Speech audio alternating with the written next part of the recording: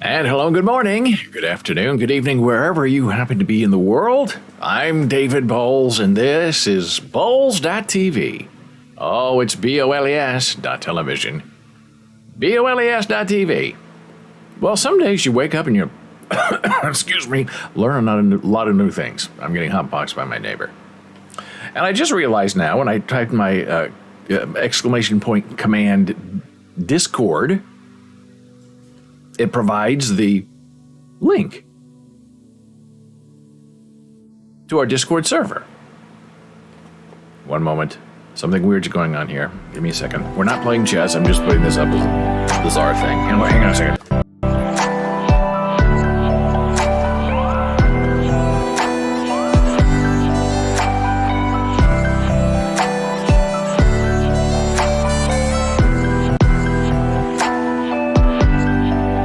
Okay, we're back. Little coughing fit. No one wants to see that on a live stream. And so I type in exclamation point Discord, and up pops the text to join our Discord server. And usually it says, I get an error message saying it's illegal, something, how dare you, sir, this is not eligible. But on the main chat, you don't see that error message. But this time, it looks pretty good. This time it says, hey, this is a Discord invite, server, David Bowles channel, hashtag rules. Hey, that's exactly what you want to see happen. So I love that worked. I don't know why. It looks like something has changed. I don't know if this is OBS or if this is 7TV or if this is our Moo bot, Bowles bot, behaving. But hey, whatever it is, I love it. So another thing you never really want to get early in the morning when you're preparing your show is an email from the Google saying, hey, we have a lot of errors on your website.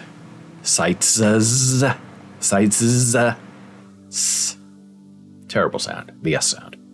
If you're ever writing lyrics, stay away from the S sound at the end of words. Singular is always a little better than the plural when you're singing it. Professor Gordon, checking in from Florida, says, I just got an interesting motorcycle-related quiz on Bing, and one question related to movies made before 1999. And I didn't recognize one title. Electra Glide in Blue. Do you know this movie? Don't believe I do. There's a very famous Alec Baldwin movie that I don't think has to do with motorcycles, Blue Something, that everybody loves, and it is a very good early movie of his. But Electra Glide in Blue, that sounds to me like a dental floss. But if it's a movie, I'm all for it. Motorcycle movie, I'll go for it. So Google loves to send you messages about all the things you do wrong on your websites. And I admit that 90% of the things that Google finds that I do wrong are my fault. Sometimes I can fix them, sometimes I can't, I don't know how. And Google is not always good about telling you how to fix them. They just say, look, here's an error, what's wrong with you? Fix it. And if they cannot index your site, then you're basically dead. In their search returns. Even though your website is functioningly perfect.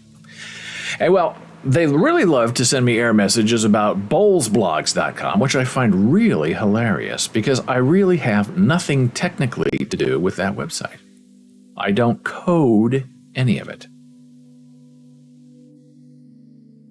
It's provided an Electra Glide in Blue movie 1973. That's probably why I don't recognize it. A little too early for me.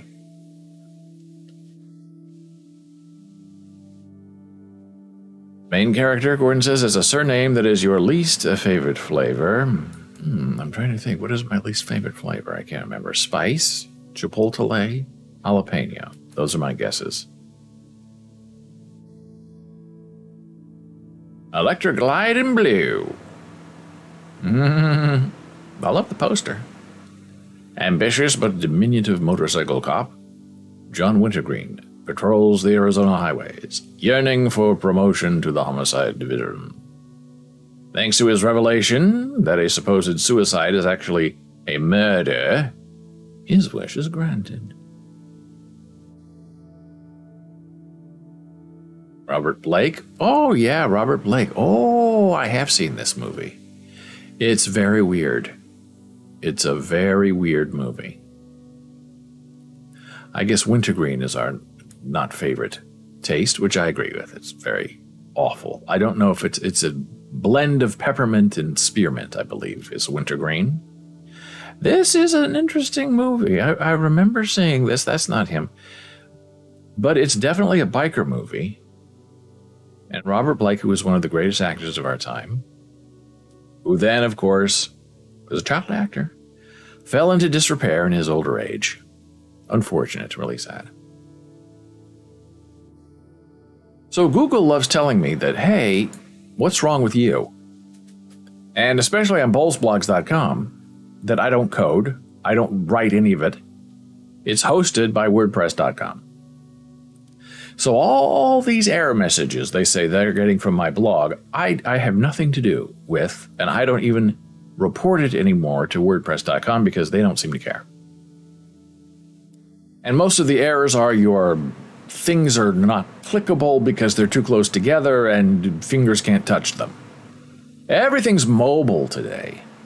Facebook betas, Google search indexes, all have to work on mobile. And if it doesn't work on mobile, you're in trouble. I'm not a big fan of mobile because it's a very tiny screen. I like a big screen. But I understand the future is now, and the future is mobile. So I got this email from Google saying, hey, we have video indexing issues found on your sites. Search Console now supports a new video indexing report. A great report. A semester evaluation. This report shows index pages on your site where Google found a video. Whether Google could index the video, and if not, why not? Not true. According to the new report, there are video indexing issues on your site. Click a property of yours in the list below to open the video indexing report for that property. Max 10 properties are shown. Gordon says, I'm on the bowlsblogs.com website, and I don't see the search bar anymore, by the way. It says your Twitch stream is offline, too. Well, let's see. The search bar has been moved down.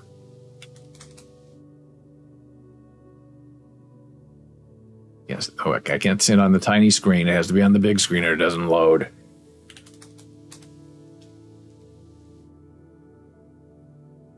Nope, we're streaming. It looks good.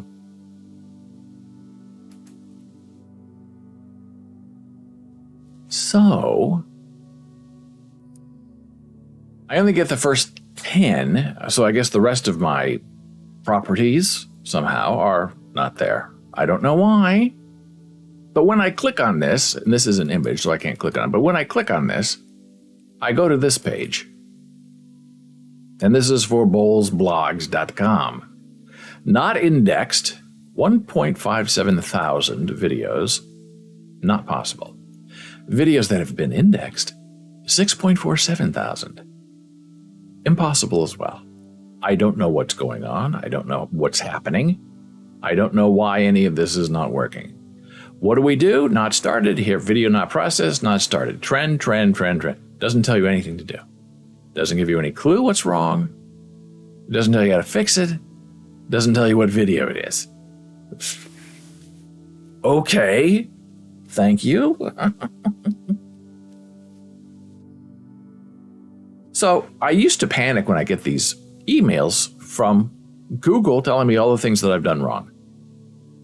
And you're going to be punished because we're going to move you down in the reportage and then you go and try to fix it and then it's still wrong and so now I just kind of don't worry about it. I'll have to eventually, I guess, go in there and redesign everything every 2 or 3 years to try to keep up with the latest, hottest Hepcat learning tools for indexing your website. And I do. I try. Sometimes it works. Sometimes it doesn't.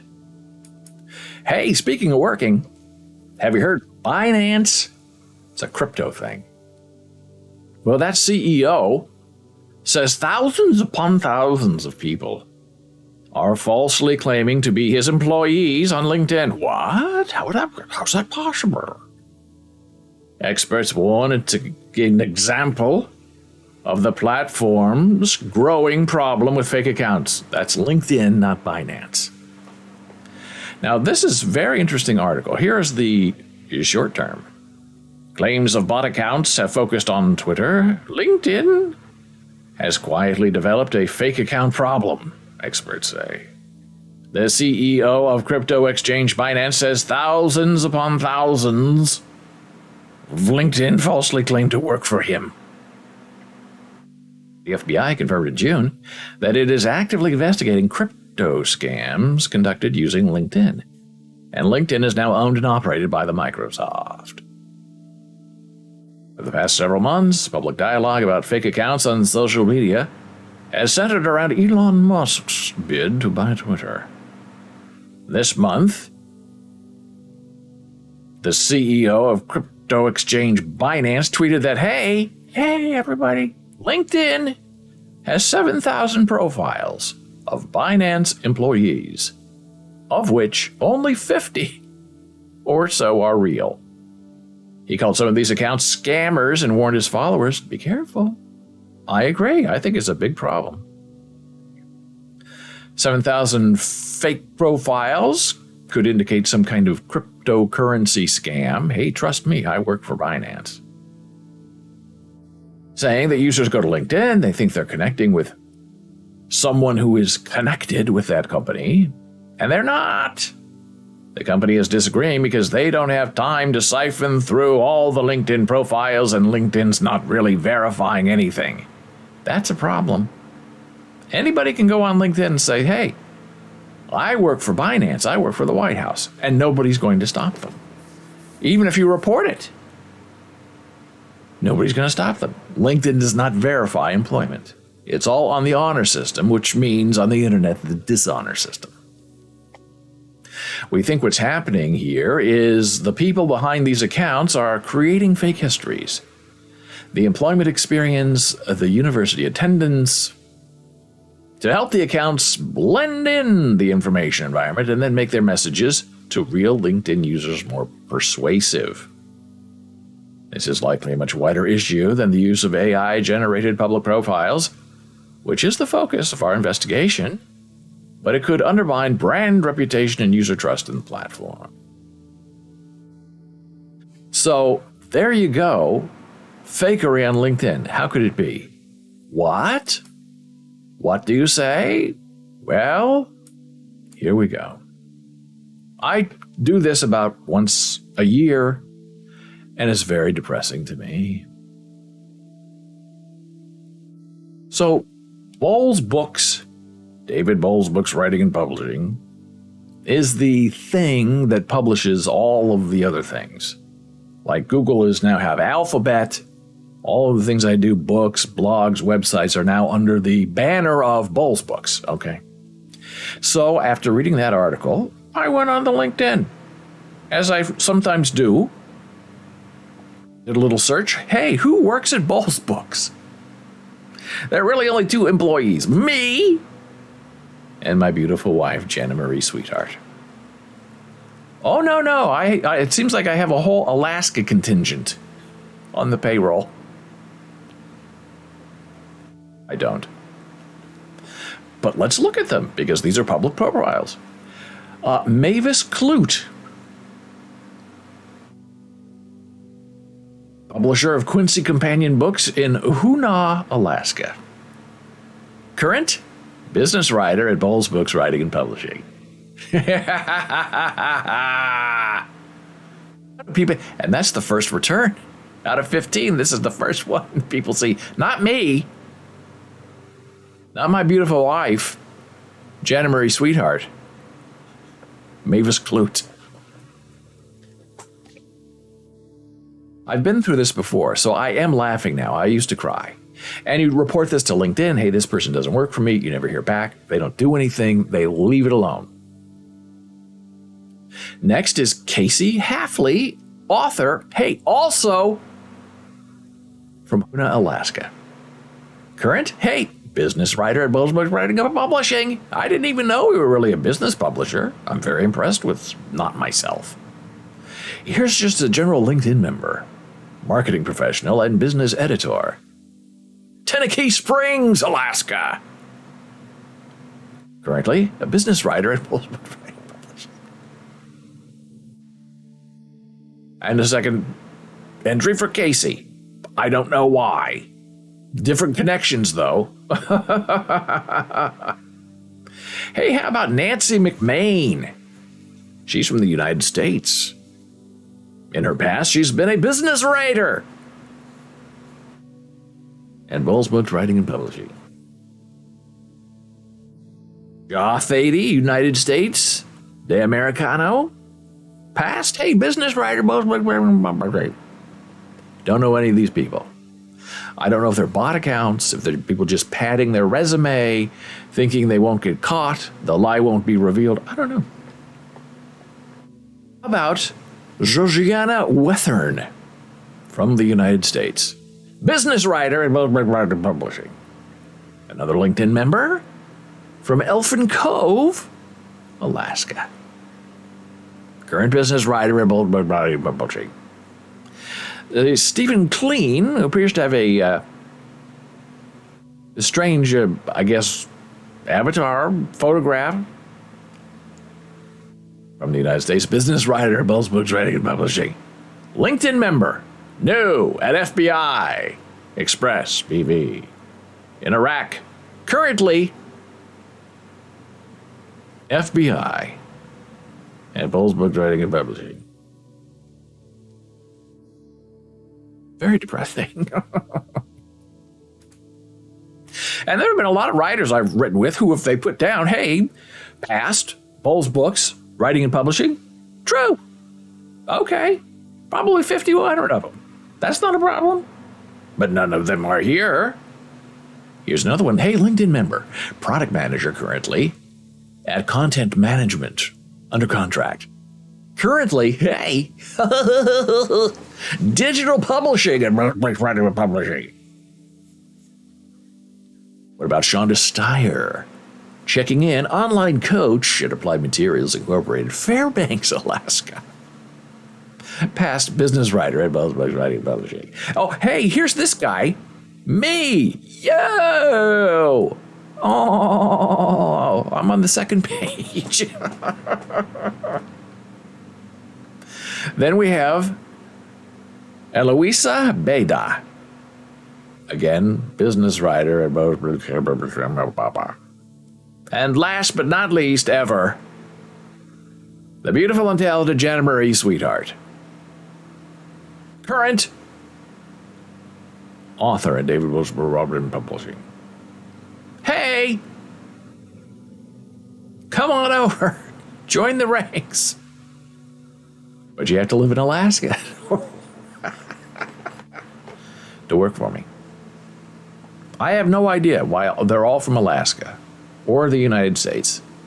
I find it very, very weird. One was in Iraq. We are international now. I didn't know it, but but I guess we're international. I find it all very strange. I want to say I would find it, complimentary, but I don't have 7,000 fake people working for me, like Binance. I guess I could get there if it's some kind of social media push. Hey, if you need something on your resume on LinkedIn, put down you're a business writer at Bowles Books Writing and Publishing. I mean, it's obviously some kind of bot that's just filling in the same thing. Hoonah, Alaska, business writer at Bowles Books. For what reason? I don't know. Is there some kind of scam going on in Alaska using the name of my company? I don't know. I would like to find out, but I don't know how you find this out.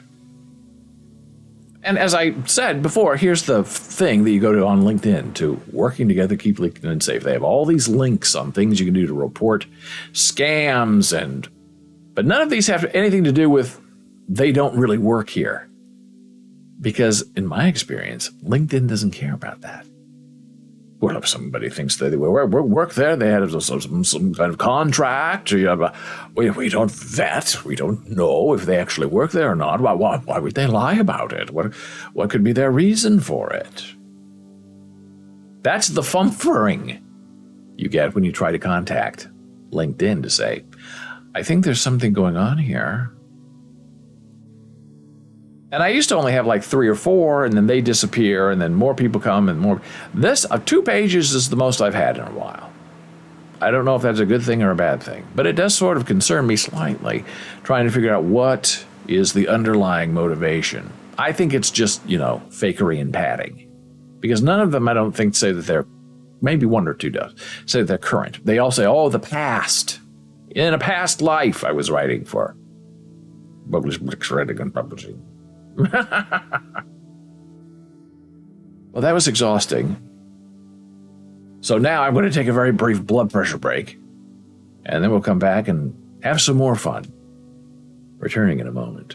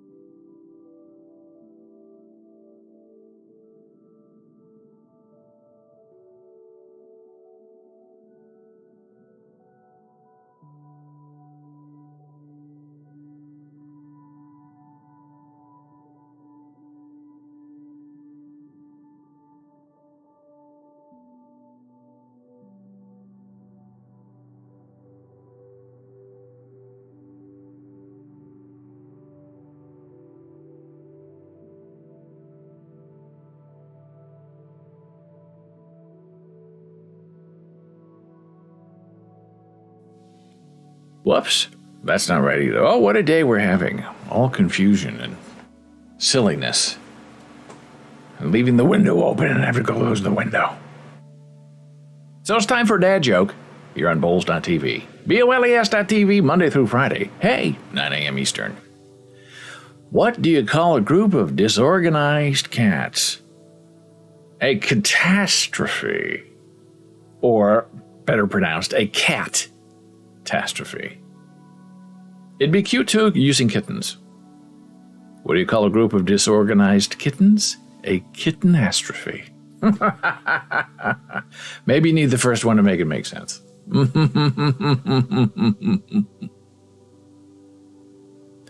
So it's been a wild morning. I did a check to see if anybody's faking other things that I've been involved with. So far, no other fakery. They seem to like to poop on, I think is the technically right, on bowlsbooks.com. So this popped up yesterday. I thought it was hilariously strange. Asking what is wrong with Ron DeSantis' arms. And by the way, our name ends with an S, and you want to apostrophize it. You don't add a second S. I know. I deal with that a lot. Leave it off. You don't use it. This, delete. Then it is correct. So here he is looking very strange. It looks like his suit doesn't fit, like he can't raise his arms because it's too tight, because maybe he's a little too fat for his clothes.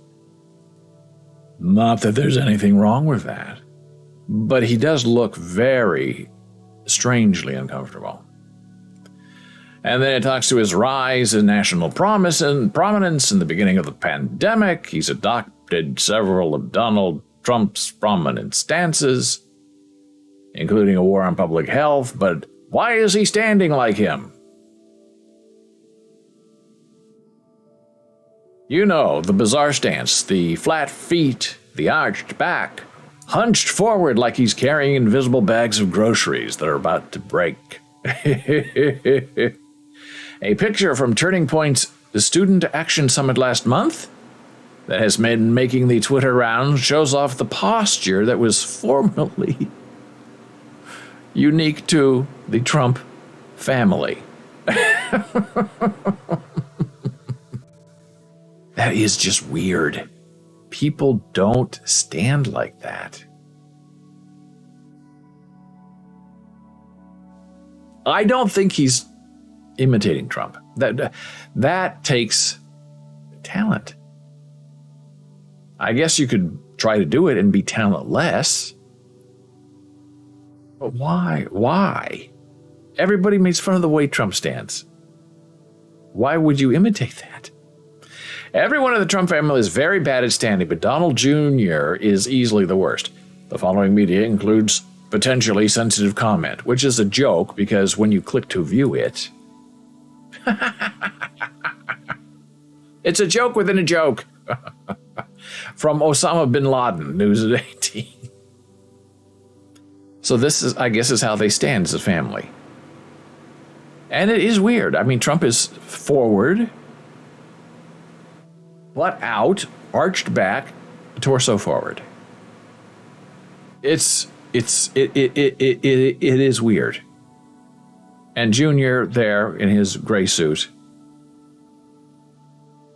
very bizarre looking.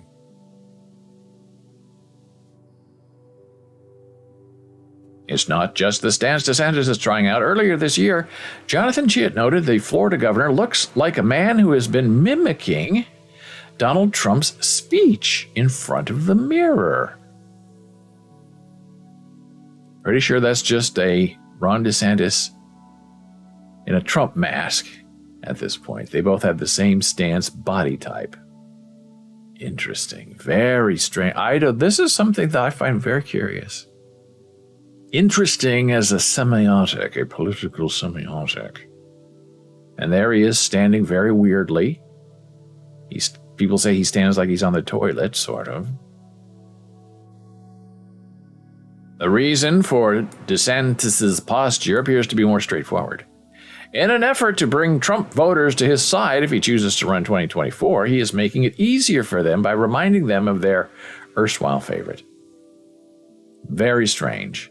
And here is some kind of video that we're not going to watch that must make it all make sense.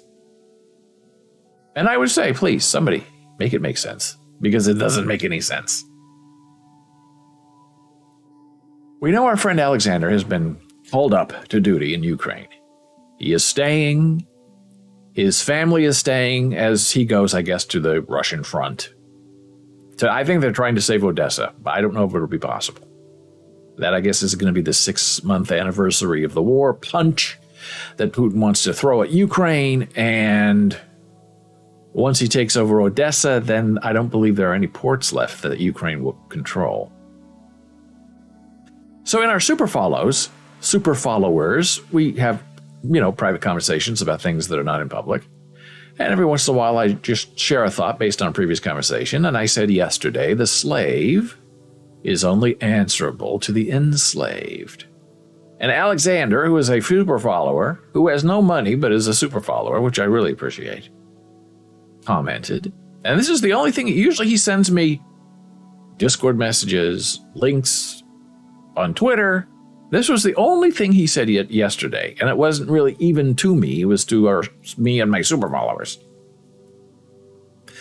The slave is only answerable to the enslaved, and he said, fear and weakness of parents leads to slavery of children. Now, translated, what he means, because I've talked to him about this before, is he means if parents of the children are fearful and weak, then their children are enslaved. Now that's heavy, man, because that's exactly what he says he's fighting for. The future of his minor children.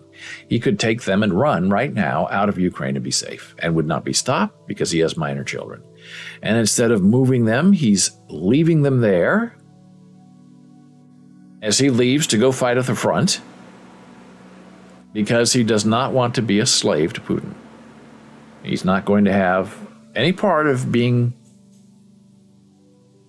part of those who do not stand up and fight against Putin and his slavery. So that's how he sees his role as a parent. He says he's a bad parent because he's never home. He's trying to help the war effort. But now that he's been officially called up, that he has papers, now it's different. Now it's changed. Now he has to go stand up and mean what he says. Now, here's another interesting sort of topic that I've been thinking about. And it's sort of a mixture of the old and the new, and the philosophical and the young.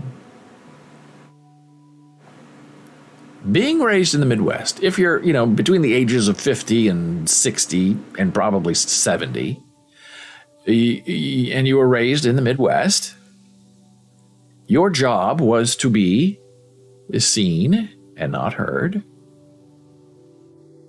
It's a trope, but it's true. And as a child, you do not speak unless you are spoken to.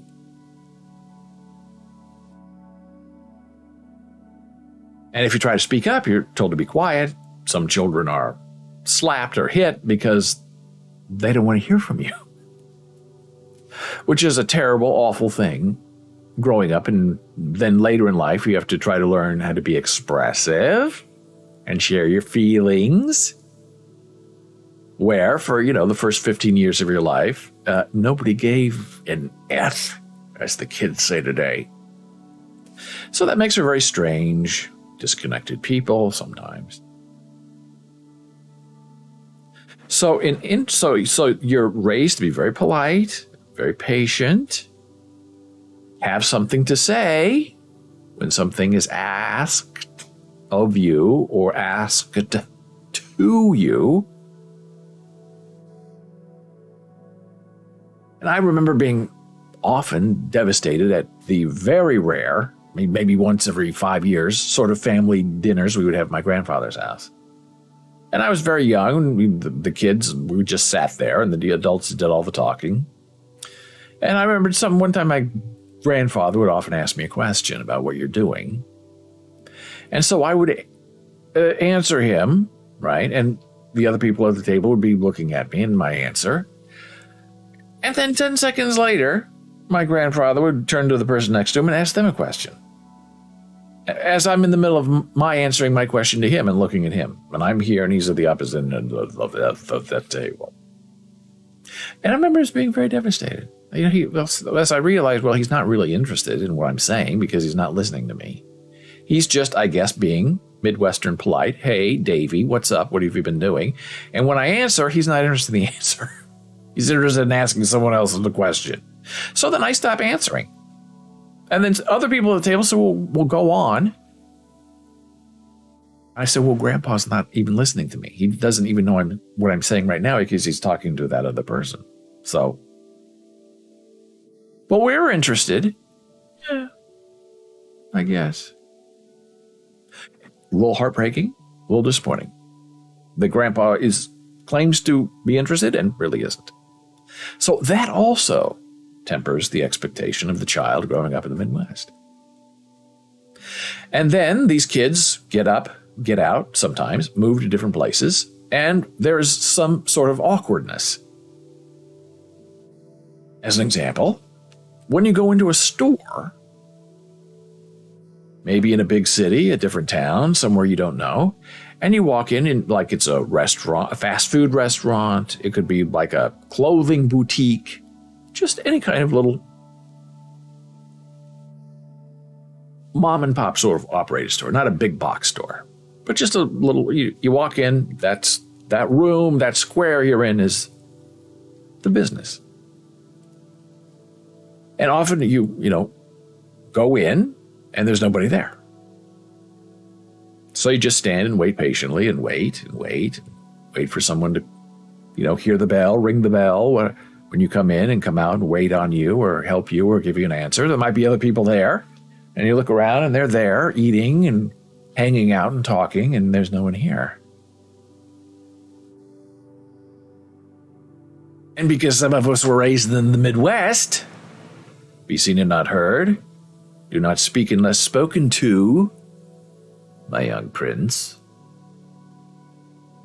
Only answer until Grandpa asks someone else another question. You just sort of stand there and wait for the person to acknowledge you and come to you. Well, when you move to the big city, like Washington, D.C. or New York City, and you're with other people, and, they're waiting for you to do something, to take some action, and you're not going to do anything because you're supposed to be seen and not heard and wait your turn.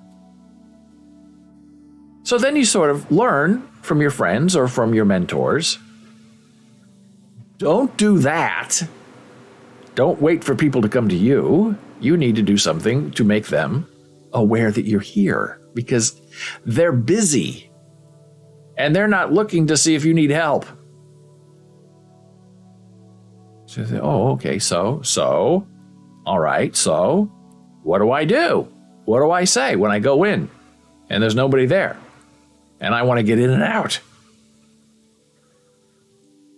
And I learned that what you say is, who's working? Those are the magic words. You think the magic word is please and thank you. Those are not the magic words. The magic words that have worked 100% of the time since I learned this lesson 30 years ago is, who's working? And you don't say it mean, you don't shout it, you just ask a very innocent question. Who's working? And in my experience, 100% of the time, when you ask who's working, almost instantaneously, someone around you that might be hidden behind the counter, that might be in the back, that might be sitting back here, having a soda on break. But when you say, who's working? Someone will pop up and say, I'm working. And then they come in and they take care of you, and everything is done. And you don't have to sit there wait for 10 minutes for someone to come up and say, do you need help? What are you doing here? Are you in line? That's the other good question, is when you go and do a crowded place and there are people there in front of you and you don't know if they're in line or not, you can ask the question. You don't have to be Midwestern and just stand there like a big dummy. You can say, are you in line? And they'll say, people will answer you. No, I'm not in line. The line is over there. Yes, I am in line. Are you the last one in line? Yes. Get behind me. Oh, okay. But Midwest people have a trouble with that. They guess. Well, I assume the line is here, even though it's really over there. Oh, I didn't know. I've been standing in the wrong line for 10 minutes. I'm from the Midwest. Be seen and not heard. Don't speak unless you're spoken to. And sometimes some of us, I'm not saying I do, but when you become acclimated and you learn the secrets of magic in the big city, some of us now, when we enter an establishment, the first thing we say, we open the door, who's working?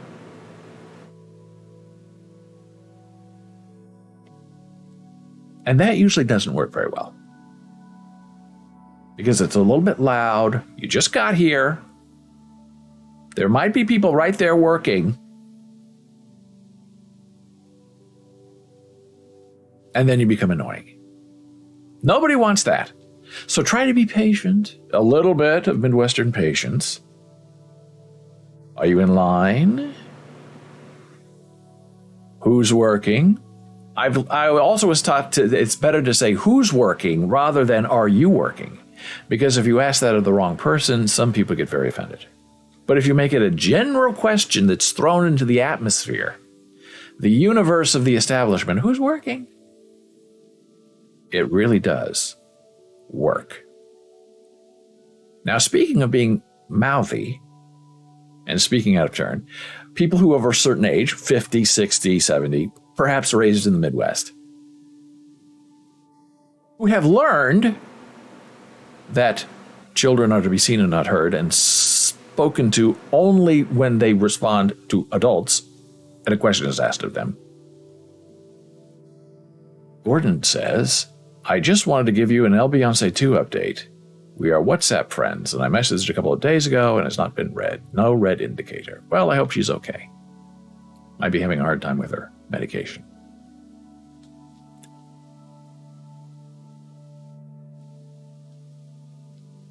So this rise of social media has been very difficult for many people of a certain age and establishment, especially people who are born in the Midwest, raised in the Midwest, and still live in the Midwest, where there is a certain comity to integrate and speak with people. If I'm not speaking to you, I don't know why you would respond to me. But a lot of people do. And I think that's because of the social media thing, where you put something out there and maybe you address it to a couple of people, and people you don't know and who aren't involved come in and weigh in and give their opinion, their expression on the matter, which I find very strange. But that's the way of the world. Everyone is now an expert. Everyone is now the spoken up child. Everyone wants to be heard. They don't care if they're seen. And I noticed that in these one-on-one conversations maybe you have with people on the street, people in the building, you're trying to get an answer to something, and you're talking one-on-one with one person, and this other person from over here comes and interrupts your conversation. And sometimes I say to them, respectfully, I'm not talking to you. I'm talking to this person. We're having a conversation. I'm not talking to you. Meaning, you're being a little rude. You don't know what we're talking about, but you're offering your opinion and information anyway, trying to make yourself part of our conversation. Well, the second you say that to somebody, I'm not talking to you, then they get all defensive. Well, I know what I'm doing. I have an opinion. I'm on social media. I know that what I say is more important than what you have to say. And in the case that you're talking about me, I'm not talking about you. I'm talking about, I have the right to defend myself. And all this is from a person who's just like on the street or in the area or who also works in the building but thinks that they know everything that's going on in the building. And I don't know how you put that particular cat back in the bag, because once people become important and self-important and reliable in their own crazy sense of what it means, you're never going to be able to get a straight answer or have a private conversation, because there are always going to be people who are going to be butting in. And you can try to have a private conversation like super follows or direct messages, but sometimes those people take your conversations that are private and they put them out there for the whole world to vote in and butt in on. And it's very hard on social media to say, I'm not talking to you. But on Twitter, now you can. I guess you can say only the people I mention in this tweet are allowed to reply, which is a very interesting old-fashioned Midwest value. So maybe there is hope after all, that you can have a conversation that means something, and you just don't have to sit there and wait until you're called upon. And now it's time for our next blood pressure break, returning in a moment.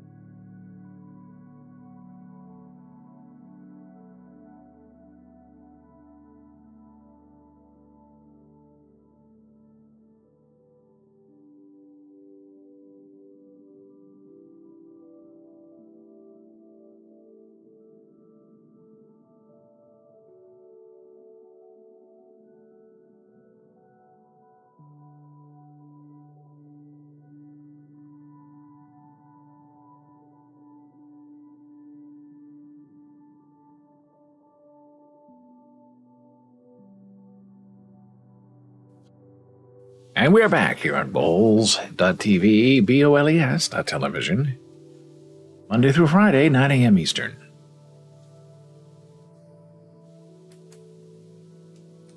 Time for a dad joke. Sometimes it makes me happy. Hey, I got an A on my origami assignment. I got an A on my origami assignment when I turned my paper into my teacher. Have we heard that one before? It sounds familiar. But funny.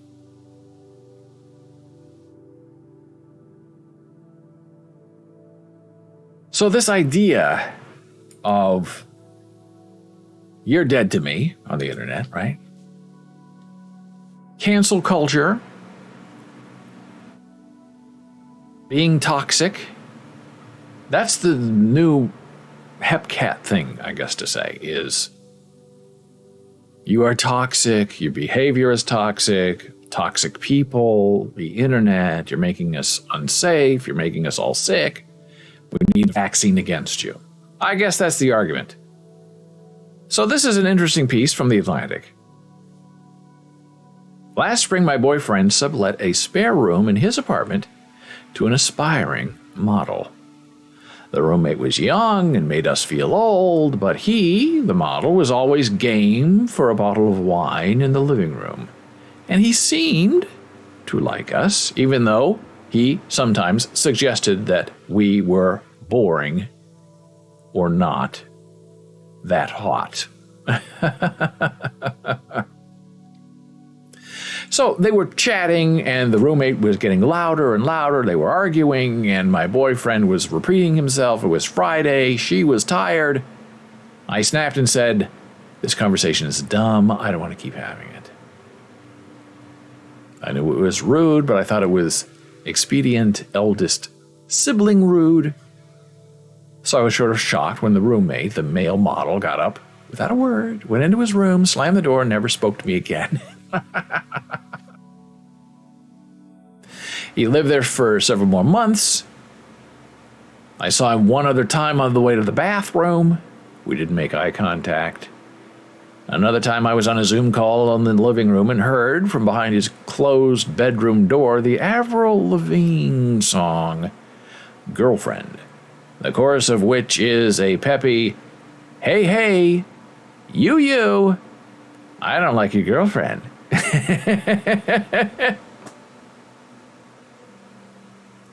Eventually, my boyfriend texted him to see if he would talk about what happened, what was the situation, and the male model replied, "There's not much to say except this one thing. Your girlfriend is toxic." That accusation upset the author, because she craves approval at all times from everyone around me. This is all very interesting and normal. But it was also surprising because toxic, she argues, is an internet word. And she talks about seeing it on Reddit and TikTok, Instagram, Twitter. That's the new thing. Not cancel culture, but the application of the label is you're toxic. So therefore, really, you are canceled. On Instagram and Pinterest, the mantras are ruthless. There is no better self-care than cutting off people who are toxic for you. If I cut you off, chances are you handed me the scissors. Now, we've talked about that before. Or people love to say, "Well, I'll never forget the way that you made me feel." And my answer to that is, as I guess an unfeeling buffoon, is, why are you not responsible for your own feelings? Why are you making me responsible for how you feel? Why do you allow yourself to feel whatever way you feel about me or what I said about you? You make yourself feel how you want to feel. I have nothing to do with your feelings. I may not treat you well, I might be a terrible, unkind person, but what does that have to do with your feelings? You hurt my feelings! Oh. I didn't, because they're your feelings. It's like the old saying, Your life belongs in your hands, not in the hands of someone else. So you decide if you're happy. You decide if you're hurt. You decide if your feelings have been violated. Now, because of all these things that you interpret or coerce or decide, you can say, well, you're really not for me. Okay, fair enough. And I'll never forget the way you made me feel. To me, it's a weird statement. All the blame's on the other person. You have no responsibility for your own feelings.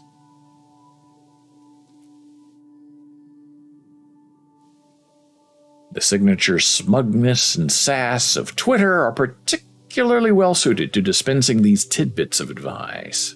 I don't know who needs to hear this, a tweet will begin, suggesting that almost anyone might need to hear it. But if someone hurts your feelings, you are allowed to get rid of them. There is even a WebMD page about how to identify a toxic person, defined aggressively, unhelpfully as anyone whose behavior adds negativity and upset to your life. Well, if you live in New York City, that's everyone around you. Everybody's toxic but me.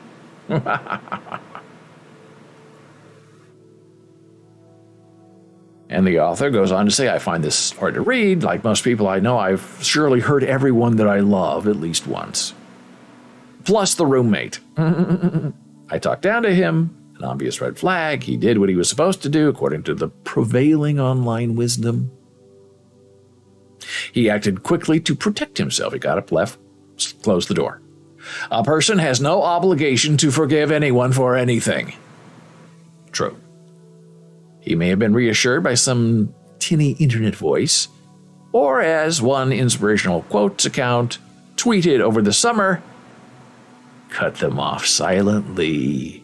They know exactly what they did. I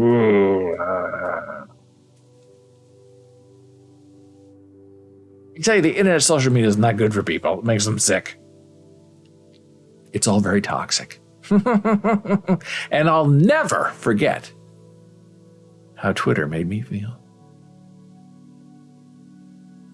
Maybe hashtag toxic posts are popular because relationship drama is good entertainment, especially on the Tickety-Tockety, an app for teenagers whose literal role in society is to explore the full spectrum of irrational behavior.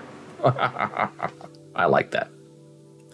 Last year in The Atlantic, a psychologist focused on family estrangement, described advising an influx of parents whose adult children had cut them out of their lives. The estrangement epidemic might be driven by a generational shift in what constitutes abuse. Difficult or distant parents redefined as dangerous. Why is all of this happening? Maybe young people have been inspired by impermanence and infinite choice baked into online dating and social media. Maybe our brains have been pickled in wellness culture and self-care rhetoric, which stresses the need to privilege our own well-being above all else. A psychotherapist in New York City doesn't care for the word toxic. As far as I know, he says, it's not an actual psychological construct that has validity and reliability. But lately, he told me, he's been coming up with, again and again in his practice, this idea of toxicity. Many patients want to explore ideas or frameworks that they learned online. I'm not laughing at them. I'm laughing at the situation. Is it conflict or abuse? Is there a difference? An abusive dynamic requires one person to have power over the other, whereas conflict involves two people struggling for power. The distinction can be confusing, and in some cases, both people feel like they're being abused because they're not getting their needs met or they're not getting their way. And then what do? We have two conflicting sources, and neither one of them going to give in. It's called Misery of the Modern Life. One of the easiest explanations for the toxic trend is clearly false. Young people aren't misanthropes. Now, that comes later in life. In the past few years, millennials and Gen Zers have helped rejuvenate the concept of mutual aid, participated in some of the country's largest ever demonstrations in favor of racial justice, and expressed a renewed interest in organizing labor. Many of us are thinking hard about our connectedness, and sometimes tying ourselves in knots trying to do the right thing. Now, that's all very interesting, but the really interesting part of that article leads to this story, published a bit earlier. A shift in American family values is fueling estrangement. Now, there is a lot going on in this article between the divide between children and their parents and siblings, and it's all kind of mushed together in a very interesting argument. But we're not going to read the whole thing. We're just going to talk about some of the most interesting things. This is written by a psychologist specializing in family estrangement. And his days are spent sitting with patients who are struggling with profound feelings of grief and uncertainty. If I get sick during the pandemic, will my son break his 4 years of silence and contact me? Probably not. Or will I just die alone? How am I supposed to live with this kind of pain if I never see my daughter again? My grandchildren and I were so close, and this estrangement has nothing to do with them. Do they think I abandoned them? A book called When Parents Hurt. And this psychologist's practice is filled with mothers and fathers who want help healing the distance with their adult children and learning how to cope with the pain of losing them. Some of those adult children want no contact because their parents behaved in ways that were clearly abusive or rejecting. And once that happens, it's almost impossible to put it back together again, because you create broken people. To make matters worse for their children and themselves, some parents are unable to repair or empathize with the damage they caused or continue to inflict. However, my recent research and my clinical work over the past 4 decades has shown me you can be a conscientious parent, and your kids still may want nothing to do with you when they are older. Estranged parents often tell me that their adult child is rewriting the history of their childhood, accusing them of things they didn't do, and or failing to acknowledge the ways in which the parent demonstrated their love and commitment.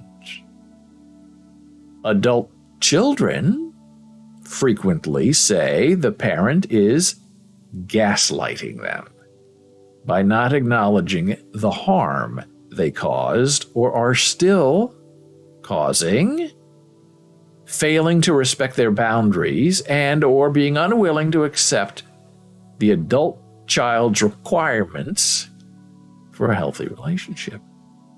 So that is the interesting part of this article, that little paragraph. Parents say, I do everything for you. And the children say, you acknowledge nothing. You say, that didn't happen. I don't know what you're talking about. You're required to forgive me. For most of history, family relationships were based on mutual obligations rather than on mutual understanding. Now, that's very interesting. Parents or children might reproach the other for failing to honor or acknowledge their duty, but the idea that a relative could be faulted for failing to acknowledge one's identity or feelings would have been incomprehensible, because in order to survive way back then, you had to stay together, even if you hated each other. It was survival. Everybody lived in the same house. There was no privacy. You did it because you're stuck with them. And either they're your family and they don't care about your feelings. But if you want to eat tomorrow, you're going to go in the field and work with your dad. Families in the past fought over tangible resources. Very interesting. Land, inheritances, family property. And they still do, but this is all aggravated and intensified by a mindset that does not seem to be distinctive to our time. Our conflicts are often psychological rather than material, and that makes them harder to resolve. Well, you hurt my feelings when I was 3 years old, and I remember it. I didn't do that. I get the milking cow. You can have the goats. Most immigrant families, especially those in the first generation, still value interdependence and filial duty. However, in recent decades, the majority of American families have experienced weakening extended kin ties and high rates of mobility and dispersion. These factors have made the opportunities for familial alienation greater than in the past. Due to the likelihood of divorce, many parents in the past half century, 50 years, have had reason to believe that the relationship with their child might be the one connected that they can count on, the one most likely to be there in the future. And then this article goes into divorce and how that plays a weird role and how stepfathers and stepmothers come into the family and they're never connected. The real connection is between the biological parent and the child, and then the step person is made into the bad guy who has to do all the nasty behavioral correction, which then causes rifts, and why didn't you protect me from him? Because the adult child typically initiates the estrangement, parents are often the ones who must take the first steps toward reconciliation.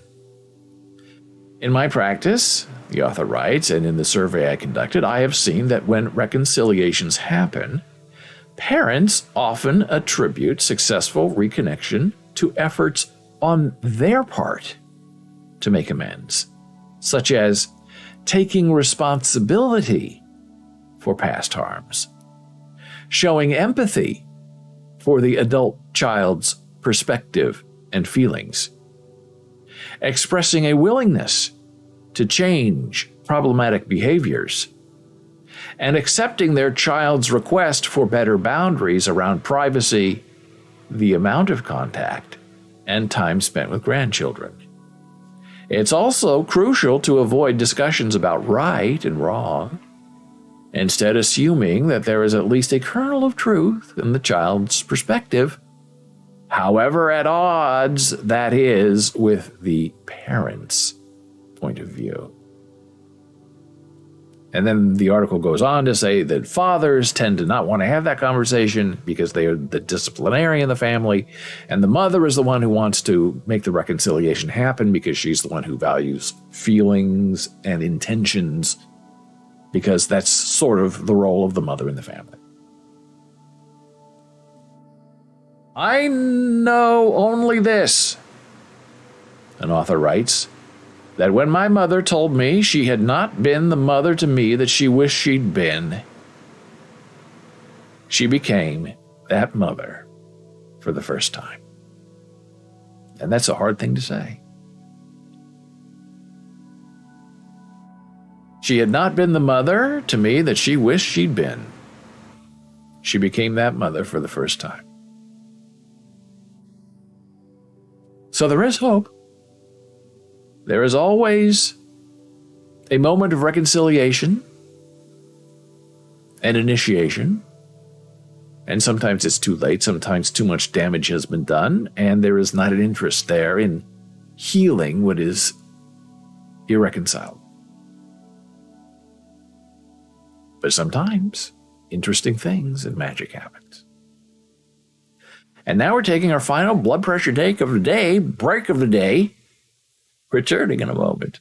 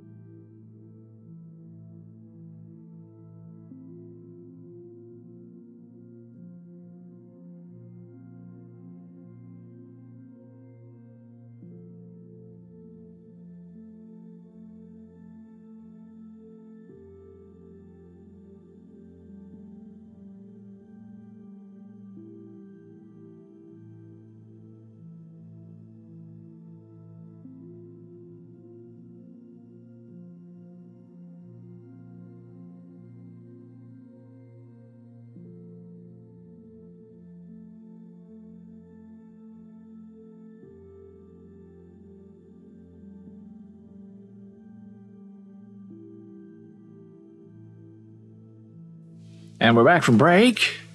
This is Bowles.tv, BOLES.tv, .television, Bowles Television, Monday through Friday, 9 a.m. Eastern. And while we were gone, Gordon said, that's like everyone driving faster than me is a lunatic, and everyone driving slower than me is driving too slowly kind of mindset. Okay, I say things and I forget them, so you have to remind me what exactly you're talking about. And while you're doing that, it's time for a dad joke. Hey, why did the burglar hang his mugshot on the wall? To prove he was framed. Now that is a classic dad joke. You could see that one coming from a mile away and you still laugh. Because you're not only polite, you're from the Midwest. Oh, Gordon's also forgotten. Well, there you go. It's a perfect match. Friendship. Made in the mindset of disremembering. It's too painful, I don't remember. So earlier I spoke about being seen and not heard, being a child, growing up in the Midwest. My grandfather asked me a question and doesn't care about the answer. Reminded me the other day, when I was thinking about bringing this up with you, about when my grandfather was in the hospital, not doing well, had several heart attacks, and small town. He was a pharmacist in North Loop, Nebraska. Then got sick, had to go to the hospital in Ord, Nebraska, which is 11 miles away. And by golly, I tell you, the lonely drive from North Loop to Ord is the loneliest, boringest stretch of Highway 11, whatever it is, that you will ever experience in your life. I mean, it technically should, take you 11 minutes to get there? It takes about 45 minutes, because that's how fast people drive. So, my grandfather was sick in the hospital, and he was in intensive care. And so we would go visit him, and then he was in assisted living in the hospital wing, B wing, I believe is what they call it. There was A wing, which was the hospital, B wing, which is less severe but still needing care, and C wing, which is where you kind of just live there but you stay there. And he always wanted to go home to his house in North Loop. So for about 3 years, every Friday at 4 o'clock, my mother and I would drive up in the old Ford Mustang to North Loop, and we'd stay in his house and then see him, several hours, Saturday, Sunday, and then drive back to Lincoln, 3 hours, 4 o'clock Sunday, arriving in Lincoln around 7. So for about 3 years, all my weekends were spent in North of Nebraska, and specifically in the waiting room of the Ord Hospital. So that's a lot of driving. 3 hours there, 3 hours back. Weekends just all by yourself, no friends, not doing anything. And there was one time where my aunt was visiting, and immediately she could sense my loneliness, because at that time, if you were under 13, you were not allowed to go into the emergency room, the ICU, wherever it was in the hospital my grandfather was being kept. So I had to wait outside in the waiting room while my mother would go in to visit with my grandfather for an hour or two. So I'm left by myself, nothing to eat or drink, just with my own thoughts, no internet. So I would read books. And at that time I was reading the Hardy Boys books. Really into it. And my aunt was visiting us one time. And on the way to North Loop, you always tried to stop at the Conestoga Mall because it was 2 hours into the drive and you could get out, go walk around the mall. It was a wonderful, at that time, beautiful mall. You get something to eat, go to the bathroom, and then, you get back in the car. Last hour there on all these lonely, strange back roads, we'd get there. And Grandpa would always be watching the time, so you left at 4. It's now, 8:30. You must have stopped at the mall. Yes, we did. We were hungry. So at that time, I was reading the Hardy Boys books, and there were lots of Hardy Boys books. And the books that I know are these blue bound books. I'm looking at the wrong side here. These blue bound books. And there was several bookstores in the Conestoga Mall in Grand Island, Nebraska. And I would often go there and look at these books because I had sort of a collection. And they had a lot of these blue bound Hardy Boys books. And I think they were like $5.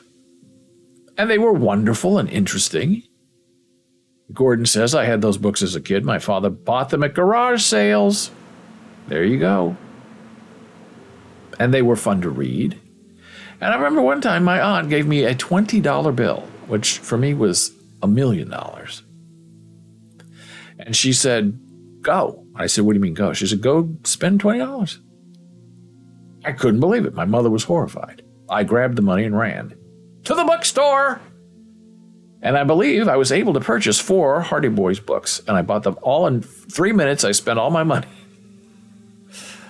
And my aunt said, what did you give? I showed her 4 books. She said, did you buy anything to eat or popcorn or caramel corn, which was very big at that time? No, I bought my books because I knew it was going to happen. We were going to go to the hospital.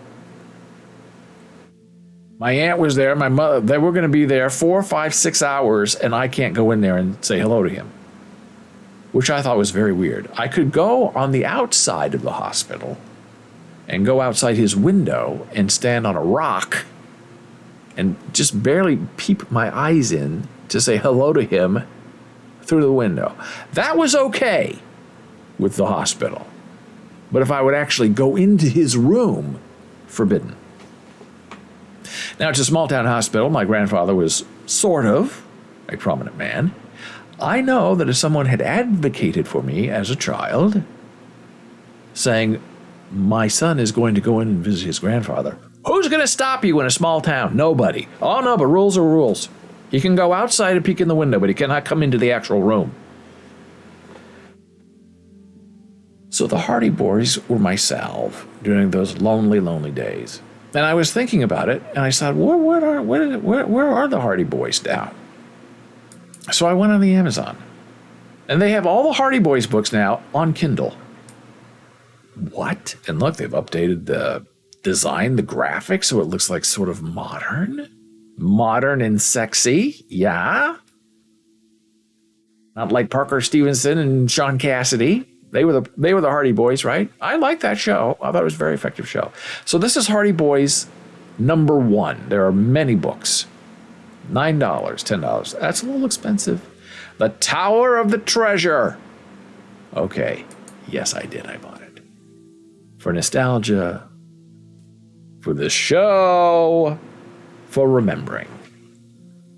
And the reason I'm sharing this with you now is because, as we've discussed on this live stream before, when I talk to my writing students, you must have something at stake.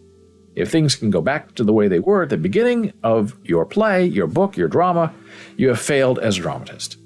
And as I say, I'm going to kill you is a great opening line because something is immediately at stake. And the best form of irrevocable change is some kind of death, a murder. All the great tragedies, irrevocable change. People are dead. They cannot go back to the way they were at the beginning of the show. Well, here, this book, The Tower Treasure, written in 1927 by Franklin Dixon. This is the first page of the very first Hardy Boys book, and it is immediately image-specific, dangerous, and thrilling, and written in 1927. Frank and Joe Hardy clutched the grips of their motorcycle and stared in horror at the oncoming car. First sentence. You're terrified. I'm an old man. I'm terrified again. It was careening from side to side on the narrow road. He'll hit us!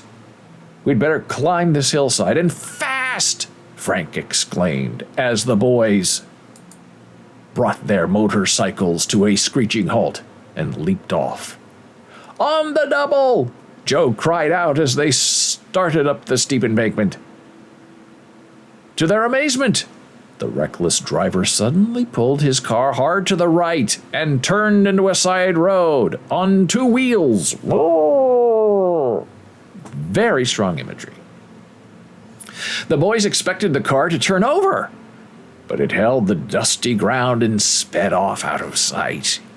Wow, Joe said. Let's get away from here before the crazy guy comes back. That's a dead-end road, you know. The boys scrambled back onto their motorcycles and gunned them a bit to get past. And you want to keep turning the pages. And we're not. But now that is an example, my dear friends, about how to write an effective beginning to your dramatic story. Motorcycles, a car coming over, the car tipping over, it's a dead end, he's coming back, run, get back on your motorcycle. Fabulous. Now those stories entertained a very lonesome and ignored child sitting in the Ord Hospital waiting room. Until the mother and aunt would return, they could go back to North Loop, or you could go run around outside a little bit. Not a lot of places to run as a child on the grounds of the Ord Hospital. It's up on a very breezy cold hill, and you drive straight up like a mountain, and then you park the car. So that's our show today. Wow, what a show. Lots of emotions. Swinging, feeling, labeling, Instagramming, TikToking. It's all there. It's all been experienced. So we thank you for being with us today. If you have any questions or comments, you can reach me via email, david@bowles.tv.